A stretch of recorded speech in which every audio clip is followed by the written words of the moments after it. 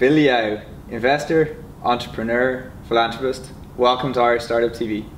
Thank you for having me. We could talk about a lot of things. I'd love to ask you first about CodeDojo. I know it's very dear to your heart. Yeah, well, CodeDojo is kind of going from strength to strength at the moment. We recently signed an amazing partnership with Salesforce. And so Salesforce are actually promoting it across their entire network to all their customers. Because as you know, CodeDojo, it's completely free, so we rely on spaces donated by businesses. And the more companies that give up their boardrooms or their canteens, to CodeDojo, the more kids get really good at code. And I'm really delighted to see, the fast expansion, really across the world. And it all started here in Cork. Yourself and a young Cork man, James Welton, teamed up. So yeah, it's amazing. Actually, I'm just about to go to the Cork Kent station where I first met James, and he was late, and he ran from the bus station to the train station, and got an asthma attack. Really? Yep. Oh my God. And he was like puffing and wheezing, and I used to get asthma, so I carry a Ventolin inhaler. So I said, well, here you go. You saved his life. Start of a beautiful friendship. And he was actually looking for money for his startup, and he had, I think, 2 developers working for him at the time. I was like, how does a kid who hasn't finished his leaving cert have 2 developers working for him pretty much full time? And how does he become a developer? Because as an investor, a lot of the time people come to me with ideas and they've got no developers, so they can't. They're not writing their own software. They're not doing their own engineering. And he said, well, actually, I started a computer club at Prayers, and I taught them. I was like, well, that's pretty cool. And I said, well, you must be really happy, that's happening. He said, no, I'm not very happy because I've just completed my leaving cert and they're shutting it down because I won't be there. I'm like, wait a second. One of arguably the better schools in the country doesn't have the facilities to have kids learn programming. What did I miss? And I looked around, and actually there's very few schools that actually have computer programming. Back then there were none. And I was like, whoa, that's a problem. This is why I keep seeing startups with no engineers, is because nobody's learning code. I learned code when I was 12. James learned code when I think he was 10 or something. You've got to learn it young so that because it's a language skill. Yeah, on that note, so we chatted about this before, and you said that, Richie, if you haven't learned by 7, you're in trouble. You were more colourful at the time. Well, it's true. So here we are. We started the club just sort of at the National Software Centre, and that first club is still running. In fact, I go there every Saturday. Now it's moved to Former Labs in the centre of Cork. And that's interesting too, because the revolution that's coming is biotechnology. And a lot of the skills that kids are learning at CodeDojo actually apply to biotechnology now, because it's all biocoding. And on that note, you've recently launched IndieBio. Yep, independent biology. So if you think back, to the start of the computer industry, sort of late 70s, early 80s, I assume you can think back that far. I'm older than I look, unfortunately. Thank you, though.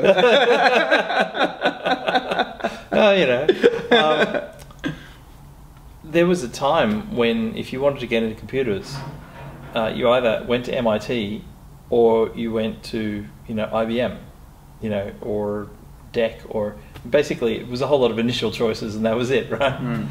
And then the cost of the computing power came down so low that people in their backyards and their garages started to be able to get hold of this tech, and we saw this explosion of creativity with it. Right? There was a time when IBM, I think, was quoted as saying, we expect we'll have 5 computers in the world. Now most people have 5 computers on their person. Yeah, it's incredible. So what's changed that, what made that explosion was what's called democratization. It means that everyone gets access. But what it really means is that stuff is so cheap and easy to understand that anyone could get their hands on it and start playing with it. And the biotech world has kind of stayed in that old mode of, well, if you want to do biotechnology, you have to go to a university or you have to go to a big pharma company, and like GSK, another one of these initial choices, and that's changed. So in Cork we have a lab called Forma, which is actually an open source, open space for biomakers to come and actually play with this technology, because it's cheap enough that you can. When we first sequenced the human genome, we completed that in 2003. It cost $2.6 billion to do that.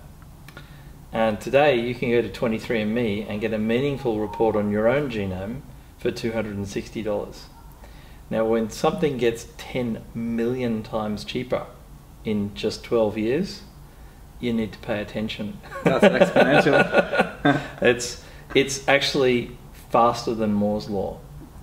And if you consider the power that Moore's law has given us, and by the way, Moore's law is actually not a law, it's a business model. Yeah. Intel just said, hey, this is how fast we're going to improve our processes.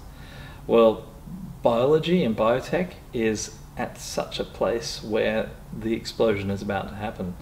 And so we created a open source lab in the middle of Cork where people can come, and for a very small membership they can actually do their own experiments. And about 3 years ago I saw this trend coming, and I went to Sean, working in SOS as an investment partner. I said, Sean listen, O'Sullivan. Yeah, Sean O'Sullivan. I said, listen, Sean, I think we should be doing biotech. And he's like, I have no idea what that is. And I said, well, bear with me and we'll work on it. And last year, we, as you know, SOS Ventures, or SOSV now, we've rebranded, is the accelerator VC. That's what we do, is run accelerators, hacks in Shenzhen for hardware, You had the world's first the Karma Accelerator, world's first aggregator accelerator. Yeah, aggregator accelerator here in Cork, FoodX in New York. So, last year I actually ran the world's first BioTech Accelerator. Oh. And we had it in UCC. We had 6 teams doing amazing things. One team, Moo Free, basically is making milk without cows. Really? Yeah, you can synthesizing protein, is it? Yeah, it's synthesizing milk proteins. Yeah, from using yeast. Right. But not just the proteins, actually making the entire milk without a cow. It has no bacterial contaminants, it has no growth hormone in it, has no antibiotics in it. It's made in a sterile environment, so it has an infinite shelf life without refrigeration. It's an amazing innovation, and it's a much better thing than torturing cows in feedlots. Yeah, absolutely. They're not trying to take on the grass-fed cow industry; they're just taking on industrialized milk. We had a team, Hyacinth, making cannabinoids, which are the active ingredients in marijuana for medicinal purposes, literally, because you can't get these molecules pure from the plant very cheaply. And they created yeast that actually manufactures these pure molecules, which you can then use in medicine. This year we had 9 teams. So in the first batch, 4 out of 6 have been successful and fully funded. We had 12 teams in San Francisco, because we had a second batch in San Francisco. We had 9 teams again here in Cork, and demo day was just last week. And 9 teams doing amazing things. So we have a company that is making artificial fragrances, or actually making natural fragrances with yeast. We have a company that's turning plastic waste into fish food. A company that is knocking out the allergy genes in peanuts, so you can have allergy-free peanuts. And they actually did the experiments in the lab in our 3-month experiment accelerator. And we have a company that is unlocking new antibiotics from dirt, which is kind of cool. And a company that's actually partnered with Glenillan Farms Yogurt, and they've actually convinced a yogurt bacteria to make the master antioxidant SAM. And SAM is incredibly good for you, unfortunately, it's incredibly unstable. It's a half-life of 100 minutes. That means that when you buy a supplement for it, by the time you get it home, it's halved multiple times in its efficacy. These guys convinced the yogurt bacteria to make increased levels of SAM, and they'll actually get it up to the same level as a dose of the supplement. But because it's alive in the cup, the moment you eat it, you get the full dose, which is completely different to, a lot of the things actually that we would take as supplements have very short half-lives. And if you can convince the bacteria to make them and you eat the bacteria while it's making it, you get a full dose, which is incredible, right? Yeah, absolutely. So all of these teams, there's a team that's making 3D printer filaments that it's biosynthesizing them, but it's also compostable. That means that when you get rid of it, you can throw it in your compost heap and it fertilizes your garden. Because 3D prints, a lot of the time they go wrong. What do you do with all that plastic the plastic waste? into fish feed, I mean, that's a great example. So all of these problems that you're turning into solutions, that's quite extraordinary. And these are young teams of people. Some of them are what kind of ages postdocs, some of them are undergrads, everything from the like late teens to sort of early 30s. Unbelievably cool ideas, but actually made to work in a simple lab, and actually able to be fundable by a tech VC. Because if you think about it, if you get this sort of stuff working, a lot of it doesn't require massive loads of approval. It doesn't require the same sort of things that a drug company would require for a drug. And why is that distinction that typically we hear of a lot of things falling short of the FDA? Why is it that it's a lot easier to get these types of sciences through? Well, because you're not actually, like with the Ageria, the yogurt, they're actually breeding the bacteria. So it's a natural yogurt bacteria. It's going to require only very minimal approval. Another one that is there, I don't know if you know this, but all of the sterility testing stuff in the world uses a substance called Lal. Okay. And where do we get Lal? From the blood of horseshoe crabs. Really? Literally, they stack them up and they stick needles in them and they bleed their blood out. And it's blue. But it also clots instantly when it sees a foreign material. That's their immune system. And they're going extinct. So what Sothic is doing, Team Sothic, they're actually taking the cells from the crab and they've extracted these safely, and they didn't even kill the crab, they just took some of the cells, and they're making bioreactors and breeding up these cells and actually creating crab blood without the crab. Right. And this is a multi-billion-dollar industry. Now, when they produce this, the crab blood, and it's processed into Lal, it's called a biosimilar. You can look at it in a mass spectrometer, you can do every type of analysis you've ever wanted to do on it, you cannot tell the difference between the two products. And so, obviously you don't need to separately approve that. They're identical. And that's important, right? Because it's nothing new. Yeah, it's not new. Right. But it does save the life of billions of horseshoe crabs that are going extinct, right? It also will save the lives of millions and millions of humans, because when the crabs are extinct, we won't be able to make the stuff that we use to test everything. You get a vaccination, the only reason you know it's sterile is because some horseshoe crab has given up its life. And we've got to change that. Absolutely. And how are these things protected? The IP seems to be a big issue in Ireland. I'm going around the country and I'm hearing very mixed reviews. Some people have it wired and some people really don't get it. Have you guys provisioned for this? So I think IP protection is always a choice. Right? It's always a choice about your path to market and ultimately, maybe your exit. So for some of these things, it's really about just getting to market fastest. You get to market, you build your brand, that's enough IP protection. A competitor, sure, they can come in, but you're so far ahead of them. What's the bother with some IP?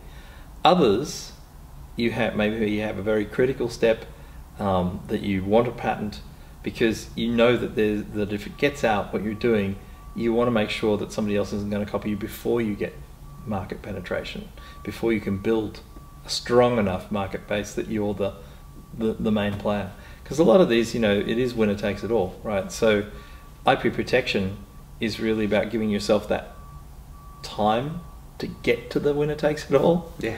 And a lot of the time it doesn't work. I mean, you know, if you've got good IP and you go up against you know, a really, really big company that just decides actually they really are going that way, yeah, they'll get around your IP. They can afford more flesh-eating lawyers than you can. You know, they've got the bat cave there, and they're like, "Fly, my pretties." You know, what are you going to do? You know? So the execution piece is really what matters, rather than worrying about it too much. Execution is everything. There are definitely times when you want to protect your IP. Don't get me wrong. A patent can be extremely useful. One of the places that it can be very useful is if you're going to license your technology. Because if you haven't got a patent, what are you licensing? Right? So if you've got the ability to do a license, you need something to back that license up. And you can build into the license agreement enough protection so that your IP is actually being used well by your licensor, or you should. You know, always when you're doing license agreements, you want to make sure that there's performance clauses in there for them. I'm just thinking, just speaking with you and listening to your stories, that you are revolutionising, or have already revolutionised, computer training for children, not just in Ireland but globally. And it now looks like you're, I'm sorry, but it's true. Yeah, you know. You're now revolutionising life sciences. Well, that's the intent. Is to make a really big change. You know, a long time ago, I figured out and designed what my purpose is. Okay. And I think it's an exercise that everybody should do at some point, is to look around and say, well, what is my purpose? You know, a lot of people search for meaning, like it's going to rain down on top of them from on high or somewhere, or they're going to find it in some hidden Tibetan text. I think you should just design a meaning that lights you up and go for it. And who is the real Bill Liao? What is your meaning? So my purpose that I designed was a world that works for all living things. And I put that to work in a number of domains. So one of the domains is, you know, the domain of environment. I discovered that you can actually reverse climate change if you can increase cloud cover. And I discovered that there's a link between forests and cloud cover. There's a little bacteria that actually flies up into the clouds and actually coalesces clouds, and there are chemicals that forests release that actually make clouds. Because forests are much smarter than we give them credit for, and they figured out a long time ago how to make it rain. And actually where we've cut the forests down in the hot climates, that's where we've got deserts. So actually the Sahara Desert used to be a rainforest. So here's the thing, it's not that it, you know, it's rainforests grow where it rains. It rains where there are rainforests. So if you can increase cloud cover around the equator by 2%, you actually halt global warming for a long time. Right. And you can actually empower women to plant trees to actually create food forests for themselves. So you're fixing the water cycle, generating income and wealth for impoverished women and villages, and thereby their children and their husbands, fixing the climate. And who doesn't love forests? No brainer. Right? So in one domain, that's WeForest, and you know, I founded that nearly 8 years ago now, I think. Or 7 And that's a live project. It's a live project. Right. We're by the end of this year, we'll do 15 million trees. Really? And my goal is 100 million trees, and then I'll start flying again, because I made a silly commitment not to fly until we plant 100 million trees. That. Are you living to that? Oh yeah, well, really? Yeah, right. If you're going to have a purpose, you might as well give your word to it. And yeah, if you're going to give your word to something, bloody well keep it. Yeah, that's very impressive. Integrity is absolutely king. Well, integrity is just giving your word to something and keeping it, or honouring it. And if you absolutely can't, if something really gets in your way, make up for it. You know, that's the other piece. You know, I see a lot of people that break their integrity for whatever reason. Usually not because they're bad people, but because something gets in the way. But then they hide it, or they put it away, or they avoid that break in integrity. Now what you got to do is leap right in and say, look, I messed up. You know, I'm sorry about it, but not only am I sorry, but I'm going to make it up to you. Like it was that like I'd kept my word. I'm going to make it up to you so you feel that satisfied. No one's going to complain about that. It's very true. Right? And yet, so many times people break their integrity and then they sort of like avoid it. You know, and then it gets worse and worse and worse, and then they start to maybe demonize the other person. Say, well, you know, sure, it's their fault, really. No. What about the future of Ireland? On the topic, because we've come through a difficult time and we've made some wrong decisions, but we're trying to make good for it now. Where do we need to be thinking? There's a lot of talk about tax. What are the real issues we need to figure out to turn Ireland around? Well, you know, the whole world has gone through a tough time, not just Ireland. This is true. You know, so one of the things you got to do is actually think of yourselves as not Ireland, but as a really interesting place in the world. So, for instance, you know, one of the things that we did at SOS, because there wasn't certain types of talent here, we said, look, let's open up the borders. Let's use the laws that we have and invite people with talents to come here and actually rock the place, right? Because, you know, I had a tough time myself coming to Ireland. Yeah. Right? And so we created Open Ireland, and it worked. You're still not an Irish citizen? No, not yet. I'm still working on it. Hopefully get there. You'll have to do something, I don't know, globally. You'll have to change the world or something. Well, you know, maybe just you know, get tens and thousands of Irish kids a future career by having them learn to code. But something like that. No, it's ridiculous. But open up, be open, utilise the fact that Ireland is a great place to live, right? Irish people can be enormously friendly and welcoming, and they should be, because Ireland should have the faith that it can Irishize people. You know, I work with a geneticist in IndieBio, Shama, and you know, she was originally born in India, and she's fantastic, right? She's super talented, amazing person, and she's come here. You know, she's doing her masters now at UCC, and she has a wonderful Irish lilt in her accent. You know, I think there's a lot of Irish culture that is really valuable. The way Irish people, you know, are welcoming and hospitable, the way that you can count on Irish people when things get tough to roll their sleeves up, you know. There are some wonderful things that Ireland should have the confidence to welcome people in and Irishize them.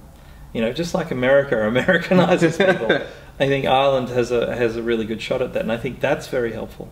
I think another thing that's very helpful is for us to look at what are going to be the revolutionary industries.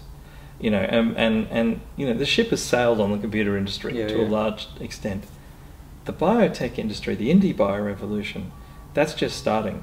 And you know, here in Ireland we have, like, you know, I don't know, 14 of the top 15 biopharma companies on the planet have EMEA headquarters here, and they don't talk about it. And that's got to give a spin out into the local environment as well. Well, there's just all these talented people around, right? So if we bring more and more talent here, we can really take advantage of the biotech revolution. If we train up our kids, like for instance, we've had 2 sessions now of CodeDojo. Really? Where kids that are actually, and this is why, you know, I'm delighted that CodeDojo is now in the formal lab, because kids can do code and they can do hardware, and now they can do life sciences, because a lot of this stuff is automation and code. That's what it's going to be, and the things you can do are truly revolutionary. I mean, you know, just one team, if they succeed, the drug discovery team that's making antibiotics from dirt, if they succeed, and I'm very sure they will because I saw the science working in the lab, you know, you're going to save hundreds of millions of lives and make billions of dollars or euros. We want those teams to stay here. We want those teams to be attracted here. You know, it doesn't take very many, you know, companies of that size and that scale to just completely underwrite an economy the size of Ireland's.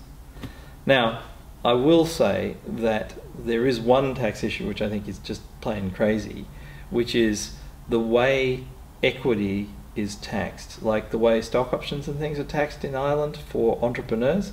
It's a very, very, it's just wrong. It's just wrong. Well, the UK have changed their system, and you can see money and talent being sucked away because, you know, it's only a hop across the pond as well. It's a hop across the pond, and you can get a much better treatment for your hard-earned equity. Because, like, let's face it, making equity worth something is the hardest challenge you could ever have. Yeah, to go from zero, it's not easy, and it can take years, and it can fail, and then you have to start again. Exactly, and it will take years, right? It will take years. I think the idea that it happens overnight is just myth. The idea that single founders win is a myth. Right? You need to get a team together. How do you get a team together? You've got to give them equity. When you've got no cash and you're starting out, how do you build the team? Brilliant vision, excellent execution, and share the wealth. Now, if the tax system means that you get hit before you even liquidate, my goodness, why would anyone bother? Yeah, it's very true. Yeah. Bill, it's been an absolute pleasure. Super excited to see more companies spinning out of IndieBio. My pleasure. And we're recruiting right now for new companies. So if someone's watching and they're thinking, well, I've got a degree in biotechnology and I've got a good idea, apply to indiebio.co, INDIEBIO.co. We'll let you in, you know. Fantastic. I got a call out as well just before we sign off that we're in Ireland and I've just driven down from Dublin. I didn't speed. It only took me 2.5 hours. I think there's a concept, there's an abstraction that Cork is the other side of the world, or if Dublin is the other side of the world. We're only 2 hours away. We're only 2 hours up to Limerick. It's ridiculous. For you, this is from where you've come from. This is ridiculous. Oh, especially. Man. I mean, I used to drive from Melbourne to Sydney. Yeah. I was a support engineer years and years ago, and I'd have to take equipment to Sydney. That is a 13-hour drive. Right. Right. Yeah. And so, like, driving to Cork is like, really? You can't drive down to Cork? But, in fairness, for our demo day, we had 160 people from all over the country and people from all over the world. Fantastic. So we had investors from all over. And I think that's another great thing. Cork and all of Ireland is so accessible, really. Absolutely. Yeah, it really is. Bill, thanks again. It's been an absolute pleasure.